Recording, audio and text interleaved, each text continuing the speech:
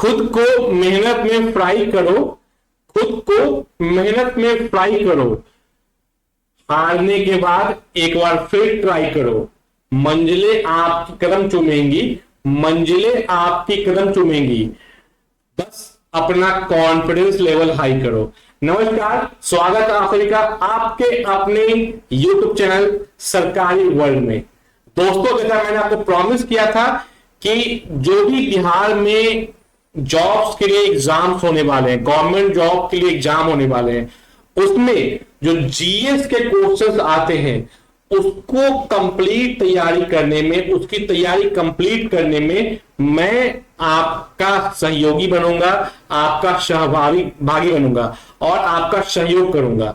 तो as promised मैं आपके सामने आया हूं कि हम लोग कैसे करेंगे जीएस की तैयारी, कैसे अपने सारे जो जीएस के डाउट्स हैं, जो चैप्टर्स हैं, जो उन एग्जाम्स के सिलेबस हैं, उसको हम लोग कंप्लीट करेंगे। तो उसी मुद्दे पे आज मैं आपसे बात करने आया हूं और अपना जो प्लान ऑफ एक्शन है उसको बताने आया हूं। तो दोस्तों, जो मेरा जीएस को लेके जितना भी मेरा स्टडी मटेरियल जो आएगा, जो मैं वीडियोस बनाऊंगा, जो आपको मटेरियल बना के दूंगा, वो basically BSc inter level, CGL 4, Bihar दरोगा, बीपीएससी 70वीं और जो भी मेन एग्जामिनेशन है उसके लिए आपको काफी यूजफुल रहेगा। तो जो सब्जेक्ट मैं आज आपको स्टार्टिंग में बताने जा रहा हूं कि जो पढ़ाऊंगा वो है इतिहास, भारतीय इतिहास। इस पूरे वीडियो के सीरीज में भारतीय इतिहास की एक संक्षिप्त यात्रा पर निकलेंगे हम लोग, जिसमें हम जानेंगे भारतीय इतिहास के 3 भाग, प्राचीन, मध्यकालीन और आधुनिक, एंशिएंट, उसके बाद आपको medieval and modern Indian history के बारे में हम लोग पूरा डिटेल जानेंगे। इसके सारे अध्याय बेसिकली देखिए, इतिहासकारों ने कई तरह से इतिहास को प्रेजेंट किया है, बट हम उस मुद्दे पे नहीं जाएंगे जो हमारे पाठ्यक्रम में, जो क्लास 6 से लेकर क्लास 12 तक का जो हमारा पाठ्यक्रम रहा है उसमें जिस तरह से पढ़ाया गया है हम उसी पैटर्न पर चलेंगे। उसी पैटर्न पे आपके एग्जामिनेशन से क्वेश्चंस आते हैं, तो हम उसी पैटर्न को फॉलो करेंगे। उसके हिसाब से ये 3 पार्ट है, जिसमें से जो प्राचीन इतिहास है उसको हमने कुल भाग दिया है 11 चैप्टर्स में। जो मेडाइवल है उसको हम लोग 9 भाग बांटा है और जो मॉडर्न हिस्ट्री है उसको हमने कुल 18 भाग बांटा है। इसमें हमने कुछ चीजें और ऐड किया है, बट हमने कुल इसका 18 चैप्टर बनाया है। तो ये 18, 11 आपका ये और प्लस आपका 9 ये चैप्टर्स होंगे। इसको हम लोग पढ़ेंगे और इसका नोट देखेंगे और इससे इन चैप्टर से जो ये क्वेश्चंस होंगे उसको हम लोग डिटेल में सॉल्व करके और हम लोग उस पर नोट्स बनाएंगे, उस पर हम लोग प्रैक्टिस सेट बनाएंगे। तो ये बेसिकली होगा। तो क्या क्या चैप्टर्स मैंने बनाए हैं मैं उस पर बता दूं आपको। जो पहला भाग है वो प्राचीन इतिहास, उसमें बताया मैंने कि कुल 11 उसके चैप्टर होंगे। पहला उसका होगा ऐतिहासिक स्रोत, फर्स्ट चैप्टर। सेकंड, प्रागैतिहासिक संस्कृतियां। थर्ड, सिंधु घाटी सभ्यता, जिसको हम लोग हड़प्पा सभ्यता बोलते हैं, वो होगा। फोर्थ, वैदिक संस्कृति। फिफ्थ, आपका धार्मिक आंदोलन का जो पार्ट था हमारा प्राचीन इतिहास का वो। उसके बाद 6th में महाजनपद काल। 7th बहुत इंपॉर्टेंट है, मौर्य काल। और इतना इंपॉर्टेंट है कि इसका हमने 8वां चैप्टर बनाया है वो मौर्योत्तर काल, मौर्य काल के बाद का भारत, उसके बारे में है। उसका उसी तरह से 9th चैप्टर हमारा होगा गुप्त काल। और गुप्त काल के इंपॉर्टेंस को देखते हुए 10वां चैप्टर है वो गुप्तोत्तर काल, गुप्त काल के बाद का जो भारत है उसके बारे में। और 11वां चैप्टर बहुत इंपॉर्टेंट है, ये है दक्षिण भारत का इतिहास। तो ये कुल 11 चैप्टर हम लोग इसका टोटल डिटेल नोट देखेंगे और साथ में इन चैप्टर से जो क्वेश्चंस प्रीवियस ईयर्स में आ चुके हैं और जो बहुत इंपॉर्टेंट क्वेश्चन है जो आ सकते हैं उसके बारे में हम लोग डिटेल में बात करेंगे, चर्चा करेंगे और उसकी तैयारी करेंगे प्रैक्टिस के साथ। इसके बाद हम लोग आएंगे मध्यकालीन भारत में। इसको कुल मैंने 9 भाग में बांटा है। सबसे पहले जो मध्यकालीन भारतीय इतिहास का जो एंट्री गेट है वो है भारत में अरब और तुर्कों का आक्रमण। ये हमारा मेडाइवल हिस्ट्री का एंट्री गेट, बोल सकते हैं गेटवे टू इंडिया है ये। तो इससे हम लोग इंटर होते हैं मध्यकालीन भारत में, जब अरब और तुर्कों का भारत में आक्रमण हुआ। तो ये हमारा स्टार्टिंग चैप्टर है। इसके बाद दिल्ली सल्तनत, ये बहुत इंपॉर्टेंट चैप्टर है। तो इसकी महत्ता इतनी है कि इसमें हमने 2 चैप्टर बनाए, एक तो दिल्ली सल्तनत ये, और प्लस दिल्ली सल्तनत की प्रशासन, समाज, वहां की अर्थव्यवस्था, वहां की कला संस्कृति, इसके बारे में एक चैप्टर चैप्टर बनाया है। इसके बाद विजयनगर और ब्राह्मणी साम्राज्य, इसके बारे में हमारा चैप्टर होगा चैप्टर 4। फिर 5 में प्रांतीय राज्यों का उदय होगा, कि कैसे प्रांतीय राज्य का उदय हुआ, कौन कौन से प्रांतीय राज्यों के बहुत इंपॉर्टेंट थे हमारे भारतीय इतिहास में वो। फिर भक्ति और सूफी आंदोलन एक बहुत बड़ा पार्ट रहा है मध्यकालीन भारत के इतिहास का, तो हमारा वो छठा चैप्टर होगा। 7वां जो कि बहुत समृद्ध जिसका रहा है इतिहास, वो है मुगल साम्राज्य। तो मुगल साम्राज्य का उदय, उसका पूरा उत्थान हम उसमें पढ़ेंगे, और पतन। इसके साथ ही मुगल कालीन साम्राज्य के प्रशासन, अर्थव्यवस्था, समाज और जो संस्कृति कला थी उसके बारे में हम जानेंगे चैप्टर 8 में। और चैप्टर 9 उसी तरह से इंपॉर्टेंट होगा, मराठा राज्य और संघ। जो मराठा राज्य था, राज्य था वो, और संघ, ये भी हमारा चैप्टर 9 बहुत इंपॉर्टेंट होगा मध्यकालीन भारतीय इतिहास का। इसके बाद हमारा थर्ड पार्ट होगा इतिहास का, किस सिलेबस का, वो है आधुनिक भारत। ये बड़ा चैप्टर है, ये बड़ा पार्ट है, क्योंकि ये हमारे पूरे फ्रीडम फाइट के स्ट्रगल को कंप्लीट कवर करता है। तो इसकी शुरुआत होगी उत्तर मुगल से, जो कि 18वीं सदी थी, जो कि मुगल काल का पतन का आरंभ था। मुगल साम्राज्य का वो पतन वहीं से शुरू हुआ, तो वो होगा। और उसके बाद सेकंड होगा भारत में यूरोपीय शक्तियों का आगमन, डच, फ्रांसीसी, पुर्तगीज, ब्रिटिश जो भारत में आए, वो सेकंड चैप्टर होगा उनका एंट्री। उसके बाद थर्ड होगा भारत प्रांतीय स्वायत्त राजवंश, कि कौन कौन से राजवंश के स्वायत्त थे, प्रांतीय क्षेत्र थे, उसके बारे में होगा, कौन कौन सा मेन राजवंश था। उसके बाद फोर्थ चैप्टर होगा वो ब्रिटिश काल का प्रशासनिक और आर्थिक नीतियां। जब ब्रिटिश काल आ गया भारत में, उसमें प्रशासनिक और आर्थिक नीतियां क्या क्या थी, कौन कौन सा इंपॉर्टेंट पार्ट था, क्या चेंजेस आए थे, उसके बारे में जानेंगे हम लोग। फिर में जनजातीय किसान और मजदूर आंदोलन, ये बहुत बड़ा पार्ट था हमारे आधुनिक भारत का इतिहास का, तो हम लोग उससे जानेंगे। फिर ब्रिटिश काल में सामाजिक और धार्मिक सुधार काफी सारे हुए थे। अगेन हम सुधार ही बोलेंगे इसको, कोई इतिहास में यही पढ़ाया गया है, तो उसके बारे में जानेंगे हम लोग। उसके बाद भारत में प्रेस और शिक्षा का जो विकास हुआ, उसके बारे में हम लोग चैप्टर 7 में पढ़ेंगे। और उसके बाद भारतीय स्वतंत्रता संग्राम का जो मील का पत्थर या आरंभ जो कर सकते हैं, एक ऑफिशियली कर सकते हैं आरंभ, वो था 1857 क्रांति। तो उसके बारे में हम लोग जानेंगे चैप्टर 8 में। उसके बाद भारतीय फ्रीडम फाइट का जो पार्ट था 3 भागों में बांटा गया है, चैप्टर 9, 10 और 11।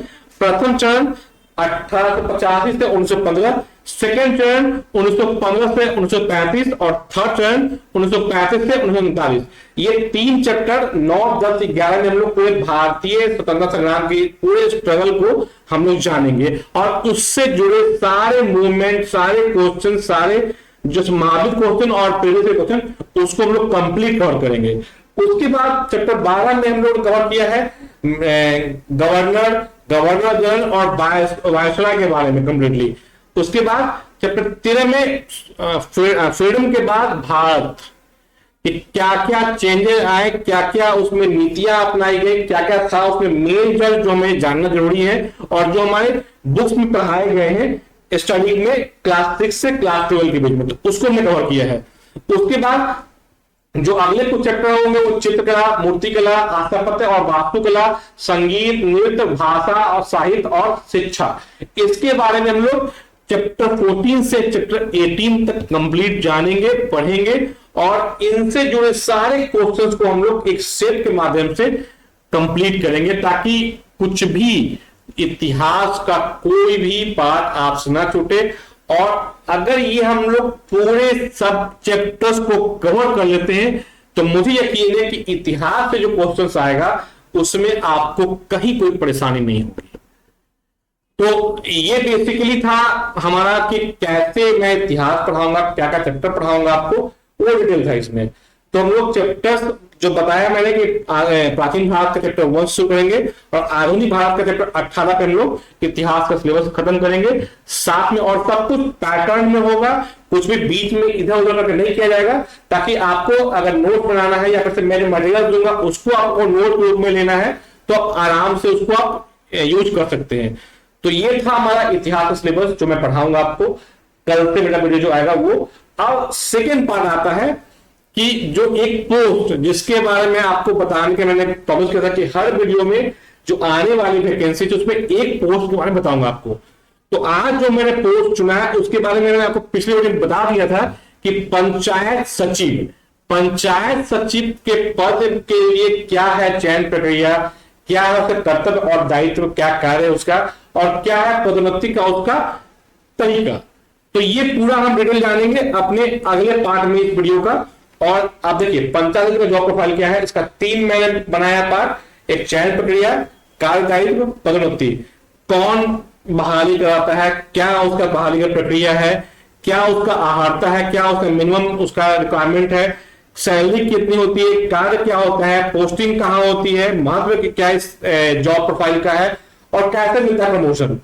तो ये जानेंगे। तो सबसे पहले चयन प्रक्रिया, तो जानने की 5 बिंदुओं में मैं बहुत सिंपल सा मैंने बनाया है, इस चीज को सिंप्लीफाई किया है कि बिहार राज्य कर्मचारी चयन आयोग इसके लिए जिम्मेवार होता है इस बहाली के लिए। आप जानते हैं कि इंटर लेवल एग्जाम का निकला हुआ है आपको फॉर्म, आपने फॉर्म फिलअप कर लिया, एग्जाम का डेट आने वाला है, ऑनलाइन मोड में एग्जाम होगा। इसमें लगभग 4-4.5 हजार पद है पंचायत सचिव के लिए। तो सोच लीजिए बहुत इंपॉर्टेंट है। ये लेवल 3 का पद है, लेवल 3 का ये पद है, तो काफी अच्छा है। इसमें इंटर लेवल आपका मिनिमम होना चाहिए कि इंटर पास होना चाहिए इसमें आपको। इसके बाद इसमें पीटी एग्जाम होगा और मेन एग्जाम होगा। इसके बाद अगर इन दोनों में हो जाता है सिलेक्शन आपका, तो आपका फिर डॉक्यूमेंट वेरिफिकेशन होगा। ये फाइनल प्रक्रिया है चयन के लिए। लेवल 3 का है और इसका नियंत्रित जो विभाग होता है वो पंचायती राज विभाग। पंचायती राज विभाग इस पूरे पद की बहाली के लिए जिम्मेदार है और उनके अंदर ही ये पूरी बहाली होती है और यही इसके पैतृक इसका विभाग ये होता है। उसके बाद इनका कार्य और दायित्व। तो देखिए कार्य क्या है कि जैसे अगर आपका चयन हो गया है पंचायत सचिव, तो आपको जिला में जाना है, डिस्ट्रिक्ट में जाने के बाद डिस्ट्रिक्ट मजिस्ट्रेट डीएम जो है वो आपको आप प्रखंड में पोस्टिंग करेंगे आपकी। तो आपका जो जिस ब्लॉक में प्रखंड में पोस्टिंग हुआ है उस पोस्टिंग में ज्वाइन करने के बाद आपको वहां की कंसर्निंग वीडियो पंचायत अलॉट करेंगे कि आपको पर्टिकुलर ये पंचायत आपको एज ए पंचायत सचिव अलॉट किया जाता है। इसमें क्या होगा कि आपका जो वर्क प्लेस होगा वो पंचायत होगा। आप पंचायत में जाके जॉब करेंगे, मीटिंग वेटिंग में आपको ब्लॉक आना पड़ेगा या जिला आना पड़ेगा, अदरवाइज आपका वर्किंग जो स्पेस एरिया होगा वो पर्टिकुलर पंचायत होगा। देखिए आप जानते हैं कि त्रिस्तरीय पंचायती सिस्टम है भारत में, बिहार में। त्रिस्तरीय क्यों है?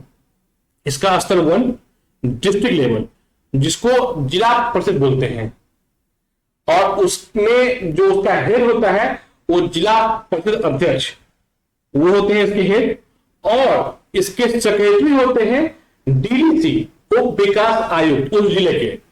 तो ये हो गया इनका पहला स्तर। सेकेंड स्तर जो इसका है वो है पंचायत समिति। इसका हेड होता है प्रमुख।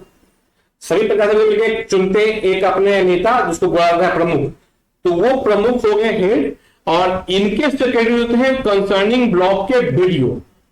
और जो थर्ड स्तर है, तीसरा स्तर इसमें है, ये है ग्राम पंचायत। इसका हेड होता है मुखिया और इसके सेक्रेटरी होते हैं पंचायत सचिव। पंचायत सेक्रेटरी उसके सेक्रेटरी होते हैं। तो बहुत इंपॉर्टेंट है बिकॉज जितनी भी योजनाएं होती हैं ग्राम के लिए उसको जो अमली जामा बनाने का काम होता है वो पंचायत का होता है, मुखिया के थ्रू होता है, और उसको जो पूरा कंप्लीट काम को देखभाल करना का होता है वो पंचायत सचिव ही करते हैं। तो बहुत इंपॉर्टेंट ये जॉब है। मतलब कि आपको पता है कि लोक कल्याणकारी योजनाओं को अमली जहां बनाने का काम करता है पंचायत सचिव। ये अगर आप सोचिए कि आप ग्रामीण क्षेत्र में रहते हैं, कई सारी समस्याएं हैं गांव में, अगर आप उस समस्या से जूझ रहे हैं और इस पद के लिए आपने अप्लाई किया है, तो आपके पास मौका है कि जब अगर बहाली आपकी हो जाती है, ज्वाइन करते हैं, उन समस्याओं से निजात पाने के लिए आप क्या कैसे कर सकते हैं, क्या तैयारियां करेंगे, क्या क्या समस्याएं हैं उसको आप निपटा सकते हैं। आपका बहुत अच्छा मौका है ग्रामीण परिवेश को चेंज करने का, ग्राम में जो असुविधाएं हैं उसको चेंज करने का आपका मौका होगा। तो आप समाज में बदलाव के एक ब्रिज, एक सेतु बन सकते हैं। तो ये आपका जॉब प्रोफाइल होगा। आपकी सैलरी होगी, इसमें जो मूल वेतन है 21,700 की सैलरी होगी मूल। इसके अतिरिक्त आपको डीए, मेडिकल अलाउंस, एचआरए और टीए मिलेगा। ये आपके मूल सैलरी के अलावा मिलेगा, जो कि कुल आपका लगभग 35,000 स्टार्टिंग होगा। आपका ये ग्रॉस, उसमें कुछ डिडक्शन एनपीएस वगैरह होगा, जीआईएस होगा, आपका ये डिडक्शन होगा। तो ये मैं आपको बताया कि राउंड फिगर में ये आपकी सैलरी होगी। तो ये आपका कार्य दायित्व और इस जॉब का इंपॉर्टेंस। अब थर्ड, प्रमोशंस। तो बताया कि त्रिस्तरीय ही है, थर्ड स्तंभ है। इसमें आप सबसे लास्ट लेवल पे हैं, तो आपका जो प्रमोशन होगा इसके ऊपर जब जाएंगे तो आप बन सकते हैं बीपीआर, प्रखंड पंचायती राज पदाधिकारी। अब लेकिन ये इतना आसान भी नहीं है। पहले तो आपको 10 साल की अनिवार्य सेवा पूरी करनी होगी, जिसमें कोई टूट ना हो, आपकी कंटिन्यूअस सेवा होनी चाहिए।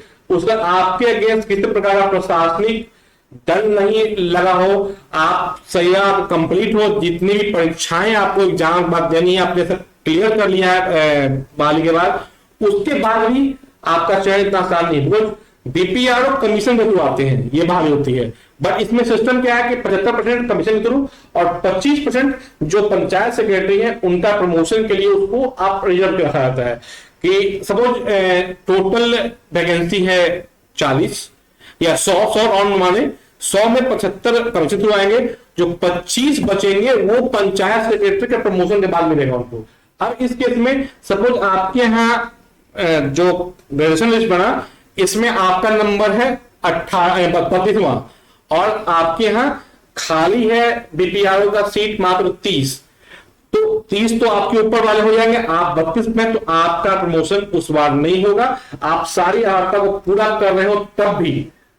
उसके बाद फिर जब दोबारा आएगा वैकेंसी, दोबारा रिक्ति आएगी, उसमें जब वो 25% के कोटा में 4 या 5 आएगा, आप नंबर 2 पे आ जाएंगे, तब आपका प्रमोशन एज ए बीपीआरओ होगा। तो ये थोड़ी सी प्रक्रिया जटिल है, लेकिन प्रमोशन में फर्स्ट बीपीआरओ के रूप में ही आपका प्रमोशन होगा। और वो जो बीपीआर होता है लेवल 7 का पद होता है और इनका मूल ग्रेड पे इनका 4600 रुपए ये होता है, सॉरी। तो ये बेसिकली फर्स्ट प्रमोशन। सेकेंड में डीपीआरओ के पद पे आपका प्रमोशन हो सकता है, तो इसकी संभावना बहुत कम रहती है। तो प्रमोशन का उतना स्कोप नहीं है, फैक्ट है, लेकिन सैलरी अच्छी है, आपका जॉब ऑफर अच्छा है, एक प्रतिष्ठा मिलेगी अगर आप अच्छे से काम करते हैं, अपने पंचायत में योजनाओं का क्रियान्वयन करवाते हैं, सभी अभिलेखों का आप रख रखाव अच्छे से करते हैं, तो एक प्रतिष्ठा बनती है, नो डाउट। आपकी अच्छी सैलरी होगी, अच्छा लाइफ होगा आपके पास। और सबसे बड़ा इंपॉर्टेंट, आप ग्रामीण प्रदेश से आए हैं, आप समस्याओं को जानते हैं, आपके ग्राम क्षेत्र में क्या समस्या है, उसको दूर करने का आपके पास सुनहरा मौका है। अगर आप अपनी पंचायत में पोस्टिंग होती है, आप जिस पंचायत में होती है उस पंचायत को अपना पंचायत मान के आप अपने ग्राम पंचायत में जो समस्या झेल रहे हैं उसको आप दूर करते हैं, तो आप लोक कल्याण के काम में जुड़े हैं विद सैलरी, आपको सैलरी मिलेगी, तो इससे नोबल काम आपको कुछ होगा नहीं। तो ये बेसिकली जॉब प्रोफाइल है पंचायत सचिव का। अच्छा जॉब है, अच्छा प्रोफाइल है। आप इसमें अगर आप इंटरेस्टेड हैं तो आप आराम से इसके लिए अप्लाई करके, आपने अप्लाई किया होगा, तैयारी करें। और जीएस का जो पार्ट है उसको तैयारी करवाने के लिए मैं जिम्मेदारी ले रहा हूं, मैं पूरी मेहनत करूंगा ताकि आपका मेहनत में कहीं कमी ना आ सके। तो अगर आपको लगता है कि मेरा चैनल, आप मैं वीडियोस आपके लिए लायक है, आपके काम का है, तो मेरे चैनल को लाइक और सब्सक्राइब करना भूलें। धन्यवाद।